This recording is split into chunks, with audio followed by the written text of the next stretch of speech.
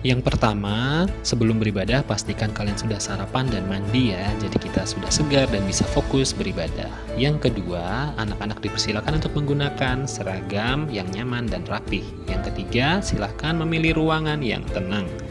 Dan yang terakhir, persiapkan hati dan pikiran kita untuk masuk dalam ibadah. Nah, anak-anak, selamat memasuki ibadah. Tuhan Yesus memberkati. Halo, selamat pagi anak-anak kelas 1 sampai kelas 5. Kami juga mengucapkan selamat pagi kepada para orang tua murid yang ikut mendampingi siswa-siswi untuk mengikuti ibadah bulanan di pagi hari ini. Ya, apa kabar anak-anak semua?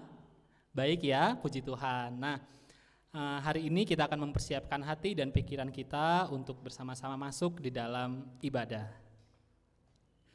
Baik anak-anak semua, untuk lagu pertama kita akan bersama-sama memuji Tuhan, biarpun gunung-gunung beranjak. Nah, Pak Sestu mengajak kita semua untuk bisa bangkit berdiri, kita nyanyikan pujian ini dengan penuh sukacita.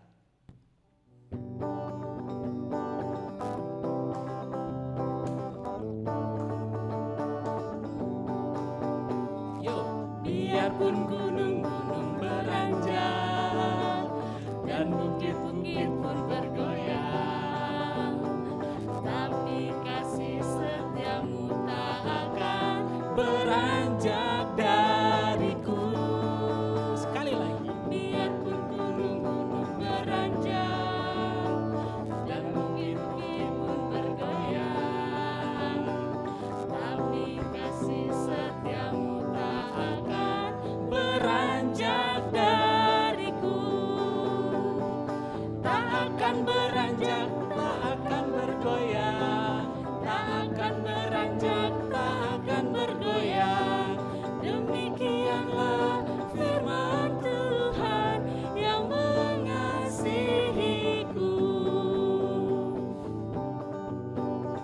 Sekali lagi ya, kita penuh dengan sukacita. Biarpun gunung-gunung beranjak dan bukit-bukit bergoyang, bukit pun bergoyang, tapi kasih setiamu tak akan beranjak dariku. Biarpun gunung-gunung beranjak dan bukit-bukit pun bergoyang, tapi kasih setiamu tak akan. Kita lompat, beranjak dariku. Yuk kita penuh semangat. Tak akan beranjak, tak akan bergoyang, tak akan beranjak, tak akan bergoyang. Demikianlah firman Tuhan yang mengasihiku.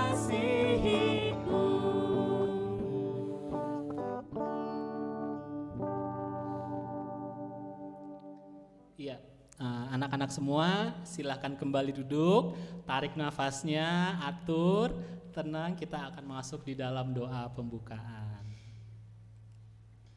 Yuk, mari anak-anak dan Bapak Ibu orang tua murid, kita akan bersama-sama berdoa. Mari kita berdoa. Tuhan Yesus, terima kasih di pagi hari ini Engkau memberikan kami kesehatan dan waktu yang baik sehingga kami sekarang siap untuk masuk di dalam ibadah. Berkati proses ibadah ini dari awal sampai pada akhirnya. Tuhan sertai dan berkati. Terutama biarlah juga firman Tuhan yang sebentar akan kami dengar dapat kami lakukan dalam hidup kami. Di dalam nama-Mu Tuhan Yesus kami berdoa dan bersyukur. Haleluya. Amin. Ya. Baik anak-anak semua, gimana? Sudah semangat ya? Tadi kita sudah memuji Tuhan, kita sudah berdoa. Nah sekarang tibalah saatnya kita akan mendengarkan apa yang ingin Tuhan sampaikan kepada kita semua di rumah. Ya, kalau gitu sekarang persiapkan hati dan pikiran kita agar kita bisa lebih fokus lagi, lebih serius lagi untuk mendengarkan firman Tuhan. Tapi sebelumnya, mari kita angkat satu buah pujian, Ku Ingin Dengar Cerita.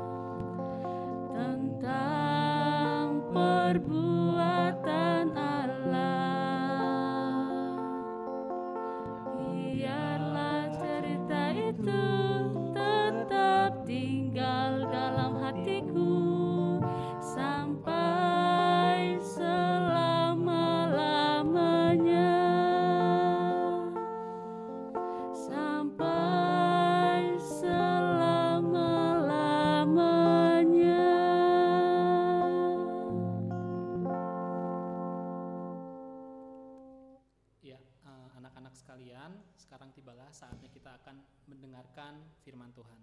Kami persilakan kepada Bapak Joko Gitoyo Tarigan untuk menyampaikan firman Tuhan. Halo anak-anak semua, selamat pagi. Apa kabar? Ya, pasti semua baik-baik ya. Nah, sekarang kita akan mendengarkan firman Tuhan. Sebelumnya, Pak Joko mengajak kita semua untuk berdoa. Mari kita berdoa. Tuhan Yesus, terima kasih karena pagi hari ini kami dapat kembali berkumpul untuk beribadah dan juga akan mendengarkan firman-Mu. Tuhan, berfirmanlah kepada kami semua, karena kami anak-anak-Mu siap untuk mendengarnya. Di dalam nama Tuhan Yesus kami berdoa. Amin. Ya, anak-anak sekalian, hari ini tema firman Tuhan yang akan disampaikan ialah berani mencoba. Ayat firman-Nya terambil dari Matius pasal 14 ayat 22 sampai 33. Nah, anak-anak pasti sudah pernah mendengarkan cerita tentang ini. Ya, kita mau dengar ya ceritanya ya, tentang apa firman Tuhan pada pagi hari ini. Nah, jadi dikatakan bahwa setelah Yesus menyuruh pengikut-pengikutnya, yaitu murid-muridnya, naik perahu dan lebih dahulu menyeberang danau. Sementara ia menyuruh orang banyak itu pulang. Nah, ceritanya setelah Tuhan Yesus memberi makan 5.000 orang.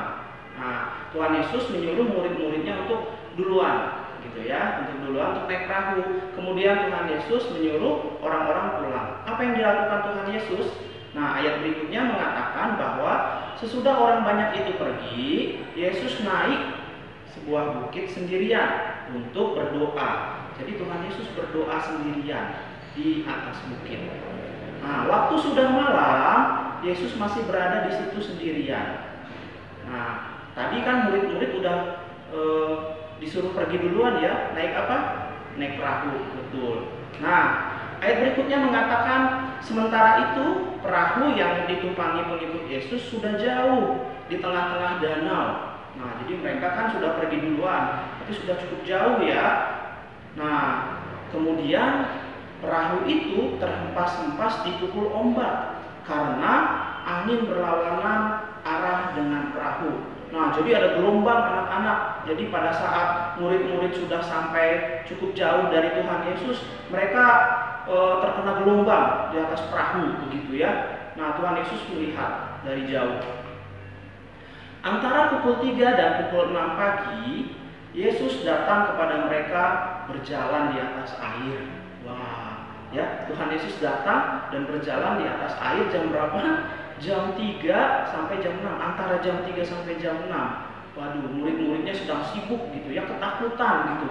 Apakah kita akan nanti terbawa oleh ombak dan kemudian kita akan tenggelam gitu. Tetapi di tengah ketakutan mereka, Tuhan Yesus datang. Nah, kemudian ketika pengikut-pengikutnya melihat yaitu Tuhan Yesus berjalan di atas air, mereka terkejut. Mereka terkejut sekali, lalu berteriak, "Hantu!" Nah, mereka melihat Tuhan Yesus, tapi mereka berkata hantu. Kenapa? Karena Tuhan Yesus berjalan di atas air. Wah, tidak pernah ya kita melihat ada seorang manusia pun yang bisa berjalan di atas air, kecuali Tuhan Yesus. Ayat berikutnya mengatakan, ya, karena murid-muridnya mengira yang berjalan itu adalah hantu. Ya, Tuhan Yesus jawab kepada murid-muridnya, "Tenanglah, ya, aku Yesus, jangan takut." Gitu. Nah, Tuhan Yesus menenangkan murid-muridnya bahwa yang berjalan di atas air itu bukan hantu, tetapi Tuhan Yesus sendiri. Gitu. Nah, ada salah seorang murid Tuhan Yesus yang bernama Petrus, gitu ya. Ketika dia melihat Tuhan Yesus berjalan di atas air, wah, dia berkata, "Kalau engkau memang Yesus, suruhlah saya datang berjalan di atas air." Nah, sekarang Petrus setelah tahu itu adalah Yesus, dia berkata kepada Tuhan Yesus, "Tuhan, kalau itu memang engkau, suruh saya berjalan di atas air." Nah, di sini Petrus melakukan sebuah percobaan, ya. Dia mencoba, gitu ya, ingin berjalan di atas air. Dia berani mencoba karena memang dia tahu bahwa di situ ada Tuhan Yesus, begitu. Dan apa yang terjadi? Tuhan Yesus menjawab, ayo datanglah Petrus. Gitu. Kemudian Petrus perlahan-lahan mengeluarkan kakinya dari perahu dan kemudian dia menginjakkan kakinya di atas air. Kemudian selangkah demi selangkah berjalan di atas air dan datang kepada Tuhan Yesus. Wow, anak-anak perhatikan bagaimana Petrus berani mencoba hal yang baru ternyata ya. Dia tidak pernah sebelumnya berjalan di atas air. Petrus adalah seorang nelayan ya, yang memancing ikan, yang mengumpulkan ikan untuk dijual kembali. Tetapi saat itu Petrus mencoba hal yang baru. Apa itu? Berjalan di atas air. Tetapi ya, ketika ada angin besar datang, Petrus menjadi takut gitu ya, dan kemudian dia tenggelam gitu. Kenapa dia tenggelam? Ya karena ada angin gitu ya. Lalu dia berkata kepada Tuhan, tolong gitu ya. Dia teriak gitu karena takut akan tenggelam gitu. Nah, Yesus segera mengulurkan tangannya dan menangkap dia dan berkata, Petrus, Petrus, kamu ini kurang percaya. Mengapa kamu ragu-ragu kepadaku?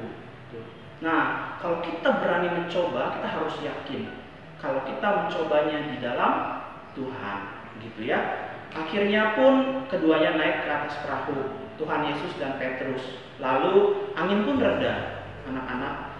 Kemudian murid-muridnya sujud menyembah dia dan berkata, sungguh Tuhan adalah anak Allah. Nah, di situ ada pengakuan dari murid-muridnya bahwa Yesus adalah anak Allah, begitu. Anak-anak, apa yang bisa kita pelajari dari kisah ini? Terutama dari kisah seorang murid yang bernama Petrus tadi, yang dia mencoba untuk berjalan di atas air.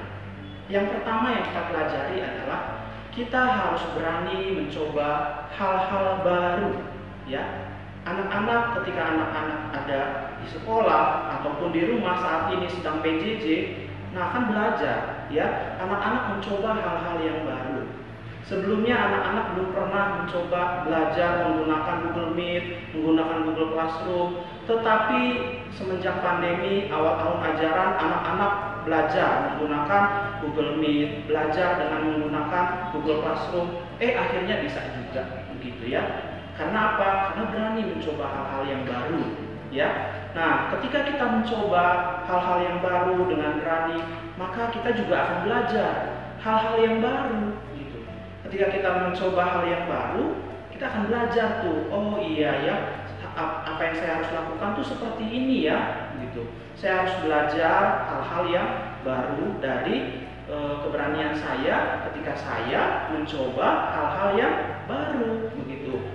Nah, anak-anak, Pak Joko ingin cerita dalam satu novel ya, satu buku cerita. Namanya adalah The Chronicles of Narnia, gitu ya, atau dalam bahasa Indonesianya adalah Kisah-Kisah Narnia. Ini buku ceritanya sudah diterjemahkan ke dalam bahasa Indonesia.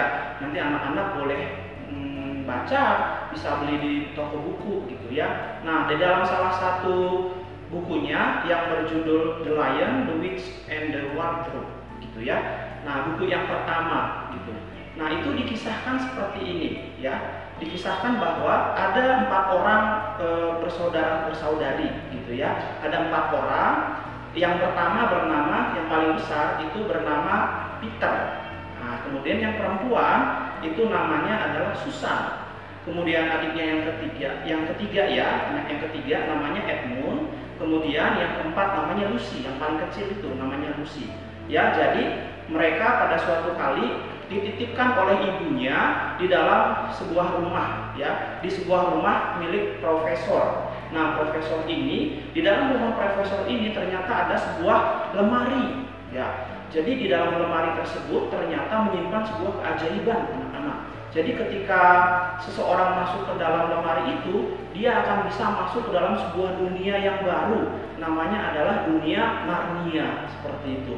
Nah, di dalam dunia Narnia itu banyak sekali orang-orang, gitu ya, dengan yang aneh-aneh gitu, seperti itu. Nanti anak-anak juga bisa baca ya bukunya.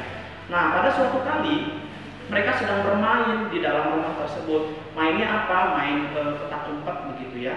Dan suatu kali setelah bermain petak umpet, mereka sepakat begitu ya untuk bersembunyi di dalam sebuah lemari tersebut. Nah, tiba-tiba ketika mereka masuk di dalam lemari tersebut, mereka masuk ke dalam dunia Narnia. Nah, di dalam dunia Narnia tersebut, nah di situ banyak sekali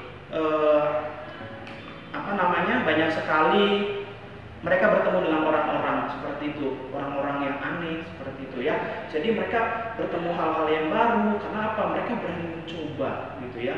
Mereka masuk dan mereka tidak tahu apa ya, tapi mereka tetap berjalan gitu ya, karena mereka tahu wah ini ada sesuatu yang menarik di depan gitu. Nah, kemudian ketika mereka masuk ke dalam lemari tersebut dan bertemu dengan banyak orang di sana, ternyata mereka bertemu dengan salah seorang penyihir ya, penyihir yang bernama penyihir putih gitu ya. Dan penyihir putih ini ternyata berteman dengan salah seorang anak tersebut ya, namanya Edmund.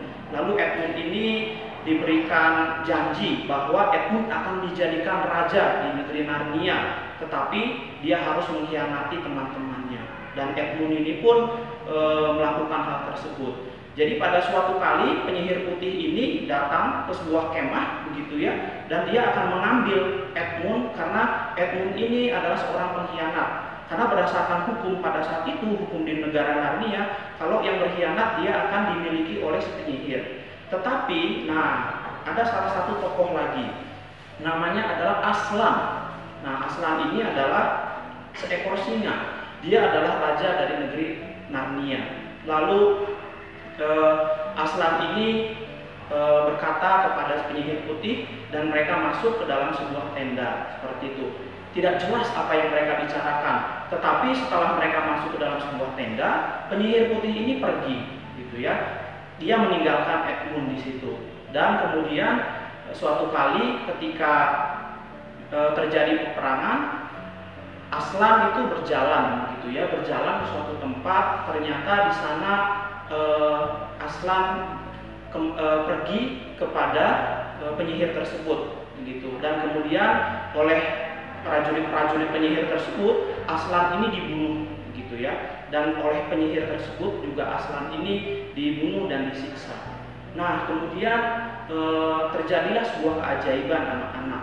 Ketika Aslan ini mati begitu ya, tiba-tiba dari sebuah bukit Aslan tiba-tiba muncul. Tadinya Aslan ini mati, tetapi dia tiba-tiba muncul dan bangkit begitu. Lalu Aslan berkata kepada Susan dan kepada Lucy, yang kedua anak perempuan tadi, bahwa orang yang tidak berkhianat tapi dia mengorbankan dirinya, nah dia akan menyelamatkan banyak orang. Wah, di situ akhirnya Aslan dan anak-anak tadi beserta pasukan Narnia berperang melawan penyihir jahat dan pasukannya, dan akhirnya mereka menang. Setelah itu Lucy, Edmund, Peter, dan Susan diberikan gelar sebagai pangeran dan putri di kerajaan Narnia bersama-sama dengan Aslan. Nah, anak-anak, apa yang kita pelajari? Bahwa ketika kita berani mencoba, maka kita akan belajar hal yang baru. Apa yang mereka pelajari di dunia Narnia? Mereka harus belajar untuk tidak berkhianat. Mereka harus belajar untuk menjaga persahabatan mereka. Mereka harus belajar untuk terus berjuang dan terus belajar setiap hari begitu, supaya mereka mendapatkan apa yang mereka cita-citakan, yaitu menjadi pangeran dan putri di negeri Narnia. Nah, anak-anak, itulah hal yang pertama yang kita pelajari, bahwa kita harus berani mencoba hal yang baru, karena kita akan belajar hal yang baru juga begitu. Kan hal yang menarik begitu ya.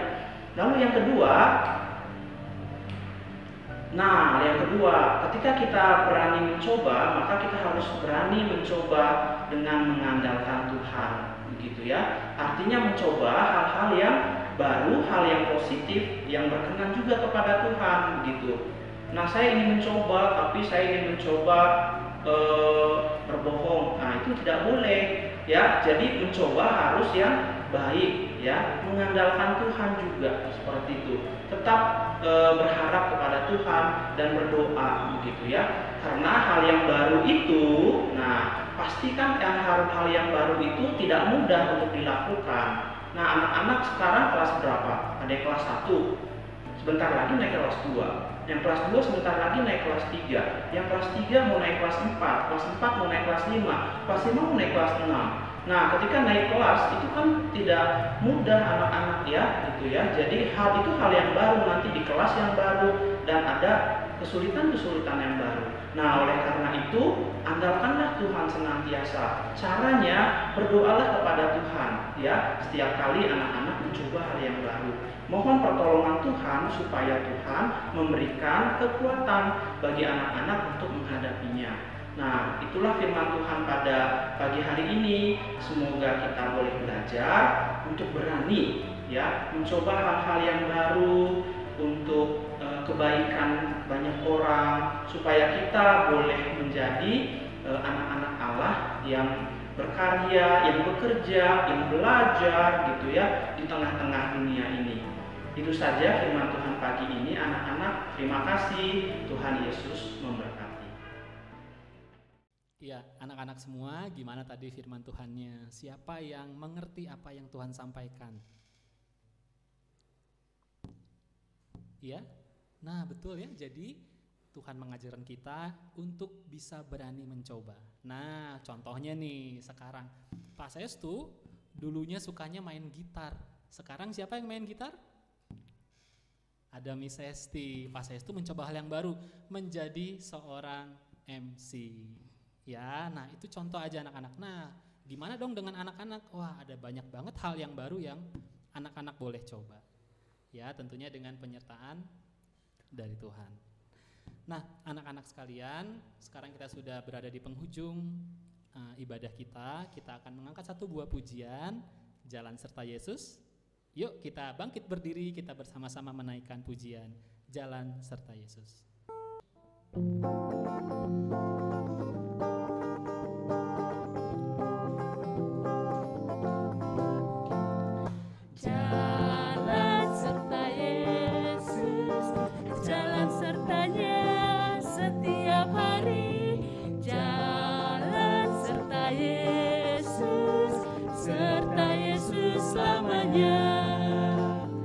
Jalan dalam suka, jalan dalam duka, jalan sertanya setiap hari.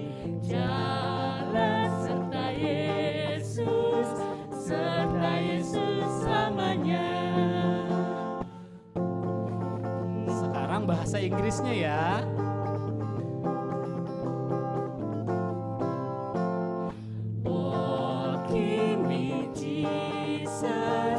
Walking every day, walking all the way, walking with Jesus alone. Walking in the sunlight, walking in the shadow, walking every day, walking all the way, walking with Jesus alone. Walking with Jesus. Walking with Jesus alone.